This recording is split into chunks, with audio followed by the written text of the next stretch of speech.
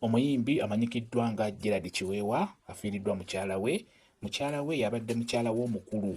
Gerald Kiweewa yavuddeyo n'annyonnyola nti omukyala oyo beefuna bonna nga bakyali baana bato, kuba agamba omukyala yamufuna myaka 14 ate ye Gerald Kiweewa ng'alina emyaka 17. N'olwekyo mukyala w'omukulu yafudde lunaku lw'eggulo. Omukyala ono abangi bamumanyi nga Maama Jemba. Omukyala oyo bambi yafudde. Omuntu ayinza okwebuuza nti Gerald Kiweewa yayimba nnyimba ki? Omanyi abayimbi bano bayimba nnyo emabegako eyo, naye kati abaana b'ennaku zino naddala abali ku social media, abayimbi abo tebabategeera bulungi mannya gaabwe, naye ate ennyimba baziwulira, bawulira obuyimba obwo ku TikTok naye nga tebamanyi ani yaluyimba ne batakitwala nga kikulu. Gerald Kiweewa alina ennyimba ez'enjawulo. Osobola okugenda ku YouTube n'owandiikamu Gerald Kiweewa, yayimba akayimba ke bayita eggaali ekozeeko, ye yakayimba oyo Gerald Kiweewa, n'ayimba n'oluyimba luyitibwa Akabimbi wamu n'oluyimba Gundi Okuze. Ennyimba ezo Gerald Kiweewa oyo ye yaziyimba. Kati oyo yafiiriddwa mukyala w'omukulu yafudde. Mukama Katonda